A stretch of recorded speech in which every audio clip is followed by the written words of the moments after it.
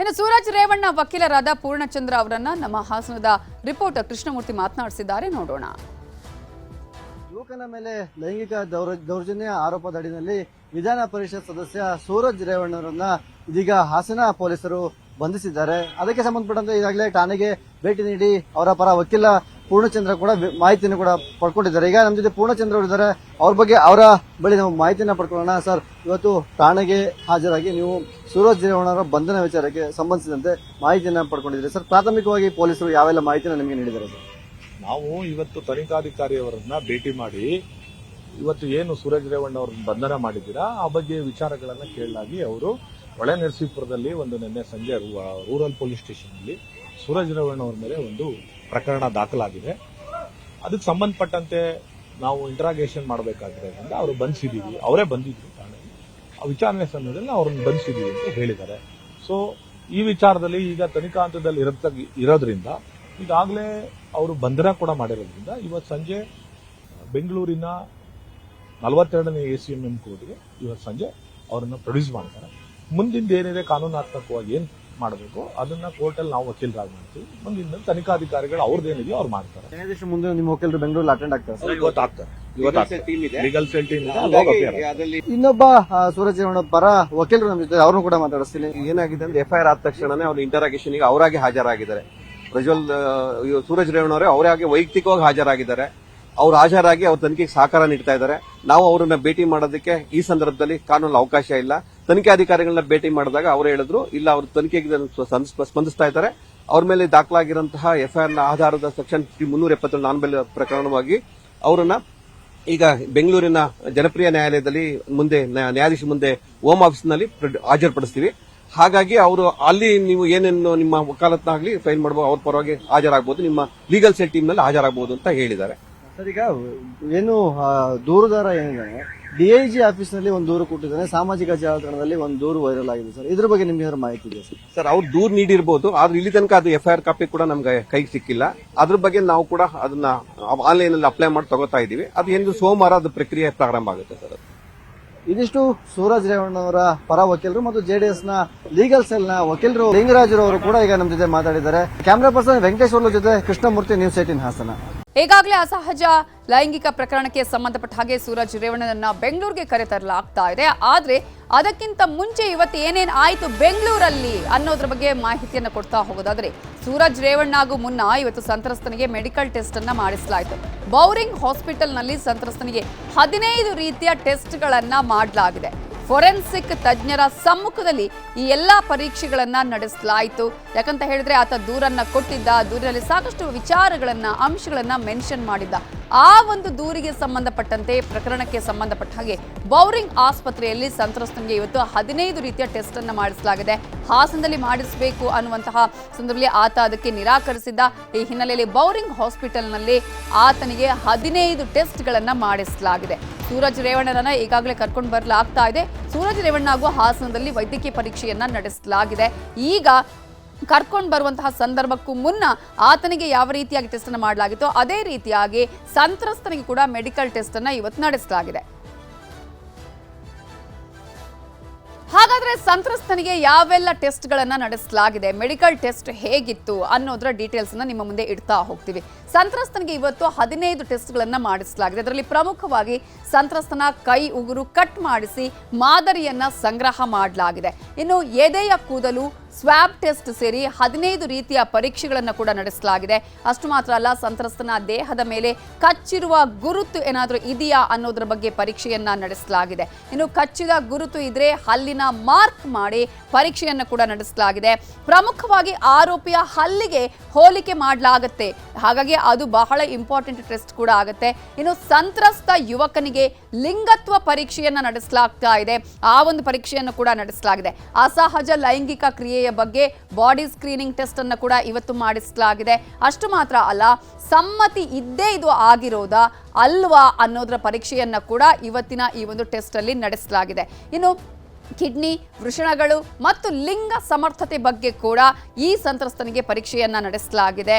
ಸಂತ್ರಸ್ತನ ಎಂಜಲು ಆರೋಪಿಯ ಎಂಜಲಿನ ಜೊತೆಗೆ ತಾಳೆ ಹಾಕಿ ಆಗಿದೆಯಾ ಇಲ್ವಾ, ಈ ರೀತಿಯಾದಂತಹ ಘಟನೆಗಳು ನಡೆದಿದೆಯಾ, ದೂರಲ್ಲಿ ಕೊಟ್ಟ ಹಾಗೆ ಅನ್ನೋದರ ಬಗ್ಗೆ ಕೂಡ ಎಲ್ಲಾ ರೀತಿಯ ಟೆಸ್ಟ್ ಅನ್ನು ಕೂಡ ನಡೆಸಲಾಗಿದೆ. ಇನ್ನು ಇದೇ ವಿಚಾರಕ್ಕೆ ಸಂಬಂಧಪಟ್ಟ ಹಾಗೆ ಇನ್ನಷ್ಟು ಡೀಟೇಲ್ಸ್ ಅನ್ನ ಕೊಡುವುದಕ್ಕೆ ನಮ್ಮ ರಿಪೋರ್ಟರ್ ಕೃಷ್ಣಮೂರ್ತಿ ಈಗ ನೇರ ಸಂಪರ್ಕದಲ್ಲಿ ಜಾಯ್ನ್ ಆಗಿದ್ದಾರೆ. ಕೃಷ್ಣಮೂರ್ತಿ, ಈಗಾಗಲೇ ಸಂತ್ರಸ್ತ ದೂರನ್ನ ನೀಡಿದ್ದ ಹೊಳೆನರಸೀಪುರ ಠಾಣೆಯಲ್ಲಿ ದೂರನ್ನು ಕೂಡ ನೀಡಿದ್ದ, ಆದ್ರೆ ಈಗ ಮತ್ತೊಬ್ಬ ಸಂತ್ರಸ್ತ ಕೂಡ ಇದೇ ರೀತಿಯಾಗಿ ದೂರು ಕೊಡುವುದಕ್ಕೆ ಮುಂದಾಗಿದ್ದಾನೆ. ಇಂತಹ ಸಂದರ್ಭದಲ್ಲಿ ಇವತ್ತು ಯಾವೆಲ್ಲ ರೀತಿಯ ಬೆಳವಣಿಗೆಗಳು ಅಲ್ಲಿ ನಡೆದಿದೆ? ನಮಿತಾ, ಈ ಒಂದು ಸೂರಜ್ ರೇವಣ್ಣವರಿಗೆ ಸಂಬಂಧಿಸಿದಂತಹ ಪ್ರಕರಣದಲ್ಲಿ ಮತ್ತೊಂದು ಹೆಜ್ಜೆ ಮುಂದಕ್ಕೆ ಹೋಗಿ ಮತ್ತೊಬ್ಬ ಸಂತ್ರಸ್ತ ಈಗ ಆ ಸೂರಜ್ ರೇವಣ್ಣವರ ವಿರುದ್ಧವಾಗಿ ನನ್ನ ಮೇಲೂ ಕೂಡ ದೌರ್ಜನ್ಯ ಎಸಗಲಾಗಿದೆ ಎಂಬಂತಹ ವಿಚಾರವನ್ನ ಈಗ ಬೆಂಗಳೂರಿನಲ್ಲಿ ಪ್ರಸ್ತಾಪವನ್ನ ಮಾಡಿದ್ದಾನೆ. ಆದ್ರೆ ಈ ವಿಚಾರ ನಡೆದಿರ್ತಕ್ಕಂಥದ್ದು ಕೊರೋನಾ ಸಂದರ್ಭದಲ್ಲಿ ಎಂಬುದನ್ನು ಕೂಡ ಆತ ಉಲ್ಲೇಖ ಮಾಡಿದ್ದಾನೆ. ಇನ್ನೊಂದು ವಿಚಾರ ನಾವು ಗಮನಿಸಬೇಕಾಗಿರ್ತದೆ ಅಂತ ಹೇಳಿದ್ರೆ, ಶಿವಕುಮಾರ್ ಎಂಬ ಏನು ಸೂರಜ್ ರೇವಣ್ಣವರ ಆಪ್ತ ಏನಿದ್ರೆ ಈ ವ್ಯಕ್ತಿನೇ ಕೂಡ ಈ ಒಂದು ಪ್ರಕರಣದಲ್ಲಿ ದೂರನ್ನು ಸಲ್ಲಿಸಿದಂತ ವ್ಯಕ್ತಿನೇ ಈಗ ಈ ರೀತಿಯಾದಂತಹ ಆರೋಪ ಮಾಡಿದ್ದು ಪ್ರಕರಣಕ್ಕೆ ಮತ್ತೊಂದು ಟ್ವಿಸ್ಟ್ ಅನ್ನ ಕೊಡ್ತಿರ್ತಕ್ಕಂಥದ್ದು ನಾವೀಗ ಕಾಣ್ತಿದ್ದೀವಿ. ಯಾಕಂತ ಹೇಳಿದ್ರೆ ಸೂರಜ್ ರೇವಣ್ಣನವರ ಜೊತೆಗೆ ಇದ್ಕೊಂಡು ಸುಮಾರು ನಿನ್ನೆ ಸೂರಜ್ ರೇವಣ್ಣವರು ಒಂದು ಹೇಳಿಕೆ ಕೊಟ್ಟಿದ್ರು, ನನ್ನ ವಿರುದ್ಧವಾಗಿ ಷಡ್ಯಂತ್ರವನ್ನು ನಡೆಸಲಾಗಿದೆ, ರಾಜಕೀಯ ಷಡ್ಯಂತ್ರದಿಂದ ನನ್ನ ವಿರುದ್ಧವಾಗಿ ಈ ರೀತಿಯ ಪಿತೂರಿಯನ್ನು ಮಾಡಲಾಗಿದೆ, ಆದ್ರಿಂದ ನಾನು ಇದೆಲ್ಲಾ ವಿಚಾರಗಳನ್ನು ತಿರಸ್ಕಾರ ಮಾಡ್ತೀನಿ, ಮುಂದಿನ ದಿನಗಳಲ್ಲಿ ಕಾನೂನಿನ ಬಗ್ಗೆ ನನಗೆ ಗೌರವ ಇದೆ, ಕಾನೂನಿನ ತನಿಖೆ ಏನು ಪೊಲೀಸರ ತನಿಖೆ ನಂತರದಲ್ಲಿ ನನಗೆ ನ್ಯಾಯ ಸಿಗುತ್ತೆ ಎಂಬಂತಹ ವಿಶ್ವಾಸವನ್ನ ನಿನ್ನೆ ಮಾಧ್ಯಮಗಳ ಮೂಲಕವಾಗಿ ಹಂಚಿಕೊಂಡಿದ್ರು. ಅದಾದ ನಂತರದಲ್ಲಿ ಅವರು ಸುಮಾರು 7 ಗಂಟೆ ಸಂದರ್ಭದಲ್ಲಿ ಪೊಲೀಸರಿಗೆ ಈ ಒಂದು ಪ್ರಕರಣಕ್ಕೆ ಸಂಬಂಧಪಟ್ಟಂತೆ ದಾಖಲಾತಿಗಳನ್ನ ನೀಡಲಿಕ್ಕೆ ಹೋದಂತ ಸಂದರ್ಭದಲ್ಲಿ ಅವರನ್ನ ಪೊಲೀಸರು ಕೂಡ ಲಾಕ್ ಮಾಡಿ ಬಂಧನವನ್ನು ಕೂಡ ಮಾಡಿದ್ರು. ಇಂದು ಮುಂಜಾನೆ 4 ರಿಂದ 4:30 ಸಂದರ್ಭಕ್ಕೆ ಅವರನ್ನ ಹಾಸನ ಪೊಲೀಸರು ಅವರ ಬಂಧನವನ್ನ ಮಾಡಿ ಬೆಳಗಿನ ಕೂಡ ವಿಚಾರಣೆ ನಡೆಸಿದ್ದಾರೆ. ಸುಮಾರು 20 ಗಂಟೆ ವಿಚಾರಣೆ ನಡೆಸಿದಂತ ಸೂರಜ್ ರೇವಣ್ಣನವರು ಈಗ ಬೆಂಗಳೂರಿಗೆ ನ್ಯಾಯಾಧೀಶರ ಮುಂದೆ ಹಾಜರುಪಡಿಸಲಿಕ್ಕೆ ಬೆಂಗಳೂರಿಗೆ ಅವರನ್ನ ಕರ್ಕೊಂಡು ಹೋಗಿದ್ದಾರೆ. ಆದ್ರೆ ಇದೀಗ ಮತ್ತೊಂದು ಪ್ರಕರಣ ಅವರ ವಿರುದ್ಧವಾಗಿ ದಾಖಲಾಗುತ್ತೆ ಎಂಬಂತಹ ಚರ್ಚೆ ಈಗ ಹಾಸನದಲ್ಲೂ ಕೂಡ ಶುರುವಾಗಿರ್ತಕ್ಕಂಥದ್ದು. ನಾಳೆ ಬೆಳಗ್ಗೆ ಹೊಳೆನರಸೀಪುರ ಗ್ರಾಮಾಂತರ ಠಾಣಾ ವ್ಯಾಪ್ತಿಯಲ್ಲಿ ಈ ಒಂದು ಘಟನೆ ನಡೆದಿರೋದ್ರಿಂದ ಹೊಳೆನರಸೀಪುರಕ್ಕೆ ಬಂದು ಅಲ್ಲೇ ಸಂತ್ರಸ್ತ ಇವರ ವಿರುದ್ಧವಾಗಿ ದೂರನ್ನು ಕೂಡ ದಾಖಲು ಮಾಡ್ತಾನೆ ಎಂಬಂತ ಈಗ ಮಾಹಿತಿ ಲಭ್ಯ ಆಗಿರ್ತಕ್ಕಂಥದ್ದು. Navita, okay, thank you Krishnamurthy ಡೀಟೇಲ್ಸ್ಗೆ. ಸಂಕಷ್ಟಗಳ ಮೇಲೆ ಸಂಕಷ್ಟಗಳು ಎದುರು ಆಗ್ತಾ ಇದೆ. ಈ ಪ್ರಕರಣಕ್ಕೆ ಸಂಬಂಧಪಟ್ಟ ಹಾಗೆ ಕಾಂಗ್ರೆಸ್, ಜೆಡಿಎಸ್, ಬಿಜೆಪಿ ನಾಯಕರು ಏನ್ ಹೇಳಿದ್ದಾರೆ ನೋಡೋಣ. ಕಂಪ್ಲೇಂಟ್ ಬಂದ ಮೇಲೆ ಅವರು ಕ್ರಮ ತಗೊಂಡಿದ್ದಾರೆ, ಕಂಪ್ಲೇಂಟಿಗೆ ಎಫ್ಐಆರ್ ಮಾಡಿದ್ದಾರೆ, ಅವ್ರನ್ನ ಸೆಕ್ಯೂರ್ ಮಾಡ್ಕೊಂಡಿದ್ದಾರೆ, ಇವ್ರನ್ನ ಸೂರಜ್ ರೇವಣ್ಣ ಅವ್ರನ್ನ. ಆಮೇಲೆ ಅದನ್ನು ಕೂಡ ಈಗ ಸಿಐಡಿಗೆ ಕೊಡ್ತಾ ಇದ್ದೀವಿ. ಈಗ ಒಂದು ಸೀರೀಸ್ ಆಫ್ ಕೇಸಸ್ ಈ ತರದ್ದೆಲ್ಲ ಸಿಐಡಿಗೂ ಕೊಟ್ಟಿದ್ದೀವಿ, ಇದನ್ನು ಸಿಐಡಿ ಕೊಟ್ಟೇವೆ. ಇದನ್ನ ಬಿಟ್ಟು ನನಗೆ ಯಾವುದು ಕೂಡ ರಾಜಕೀಯದ ಪ್ರೇರಿತ ಹಾಗೆ ಅಂತೆಲ್ಲ ಏನು ಹೇಳಿದ್ದಾರೆ ಅವರು, ಆ ತರದ್ದು ಯಾವುದು ನನಗಂತೂ ಏನು ಗೊತ್ತಿಲ್ಲ. ನಮಗೂ ಅದರ ಬಗ್ಗೆ ಒಂದು ರೀತಿ ಮುಜುಗರ ಇದೆ. ಏನು ಮಾಡೋದು, ಇದು ನಮ್ಮ ಕೈಲಿದೆಯಾ? ನಾವೇನಾದ್ರು ಅದನ್ನು ಸರಿಪಡಿಸೋದಕ್ಕೆ ಅಥವಾ ನಾವು ಅದನ್ನು ಇದ್ರ ಬಗ್ಗೆ ಕಾಮೆಂಟ್ ಮಾಡೋವಂಥ ಪರಿಸ್ಥಿತಿಲಿದ್ದೀವ? ಯಾರೇನು ಮಾಡ್ತಾರೋ ಗೊತ್ತಿಲ್ಲ. ಇದಕ್ಕೆ ರಾಜಕಾರಣ ಬೆರೆಸೋದು ಅವಶ್ಯಕತೆ. ಏನು ಮಾತಾಡಬೇಕು ಅಂತ ಗೊತ್ತಾಗೋದಿಲ್ಲ. ಯಾಕಂದರೆ ಇವೆಲ್ಲ ಒಂದು ವಿಚಿತ್ರವಾದಂಥ ಪ್ರಕರಣಗಳು, ವಿಕೃತ, ಅಸಹ್ಯ ಪಡುವಂಥ ಪ್ರಕರಣಗಳು. ಪ್ರಜ್ವಲ್ ರೇವಣ್ಣದಿರ್ಬೋದು, ನಿಮ್ಮ ಸೂರಜ್ದಿರ್ಬೋದು, ಯಡಿಯೂರಪ್ಪ ಅವ್ರದ್ದಿರ್ಬೋದು, ಏನು ನಡೀತಾ ಇದೆ ಅಂತಲೇ ತೋಚ್ತಾ ಇಲ್ಲ. ಅವು ಯಾರು ಮಾಡಿದ್ದಾರೆ ಅವರಿಗೂ ಕೂಡ ಏನು ಅನಿಸ್ತಾ ಇಲ್ಲ. ಎಲ್ಲರೂ ಬೇರೆ ರಾಜೀನಾಮೆನೇ ಕೇಳ್ತಾ ಇದ್ದಾರೆ, ಅವರು ಆತ್ಮಾವಲೋಕನ ಮಾಡ್ಕೊಂಡು ಭಾಳ ದುರದೃಷ್ಟಕರ. ಇಳಿ ವಯಸ್ಸಲ್ಲಿ ಅವರಿಗೆ ಮಾನಸಿಕವಾಗಿ ಈ ರೀತಿ ಹಿಂಸೆ ಆಗ್ತಕ್ಕಂಥ ಪ್ರಸಂಗಗಳು ಜರುಗಿದೆ ಅಂದಾಗ ಯಾರೇ ಆಗಲಿ ಹಿರಿಯರಾದಂಥವ್ರಿಗೆ ಅದು ಒಂದು ಮಾನಸಿಕವಾಗಿ ಹಿಂಸೆ ಕೊಟ್ಟಾಗ ಆಗುತ್ತೆ ಅಂತೇಳಿ ನಾನು ಕೂಡ ಭಾವಿಸ್ತೇನೆ. ಇಡೀ ಮಾನವ ಕುಲದ ಎಲ್ಲರೂ ಕೂಡ ತಲೆ ತಗ್ಗಿಸ್ತಕ್ಕಂಥ ಕೃತ್ಯಗಳನ್ನು ಮಾಡಿರ್ತಕ್ಕಂಥದ್ದು. ಈಗ ಏನು ನಡೀತಾ ಇದೆ ರಾಜ್ಯದಲ್ಲಿ ಗೊತ್ತಿದೆ, ಅದ್ರ ಬಗ್ಗೆ ನಾನು ಏನು ರಿಯಾಕ್ಟ್ ಮಾಡಲ್ಲ. ನನಗೆ ದೇವ್ರ ಮೇಲೆ ನಂಬಿಕೆ ಇದೆ, ನ್ಯಾಯಾಂಗದ ಬಗ್ಗೆ ನಂಬಿಕೆ ಇದೆ. ಈ ಷಡ್ಯಂತ್ರಕ್ಕೆಲ್ಲ ಎದುರನು ನಾನೇನು ಎದುರೋಗಲ್ಲ. ಗೊತ್ತಿದೆ ಏನು, ಅದು ಕಾಲವೇ ನಿರ್ಧರಿಸುತ್ತೆ ಅಷ್ಟು. ನೆನ್ನೆ ಸೂರಜ್ ಇಲ್ವಾ, ಏನೇನು ನಡೆದಿದೆ ಗೊತ್ತಿಲ್ವಾ? ಮೊನ್ನೆಯಿಂದ ನಡೆದಿರೋ ಘಟನೆಗಳು 3 ದಿವಸ. Why you are asking me? That is not pertaining to me, or it is not necessary to react for all those things. Law is there. Law it will take his own course of action. ನನಗೇನು ಸಂಬಂಧ? ಅವೆಲ್ಲ ಮಾತಾಡೋಣ ಬನ್ನಿ.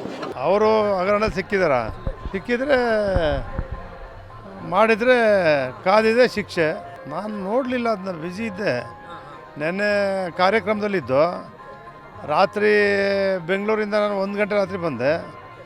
ತಿರುಗಿ ಬೆಳಗ್ಗೆ ಎದ್ದು ಸ್ನಾನ ಮಾಡಿ ಜನ ತುಂಬಿದ್ರು. ಪೇಪರು ನೋಡಿಲ್ಲ, ಟಿವಿ ನೋಡಿಲ್ಲ. ಅವ್ನು ಹೇಳ್ತಾನೆ.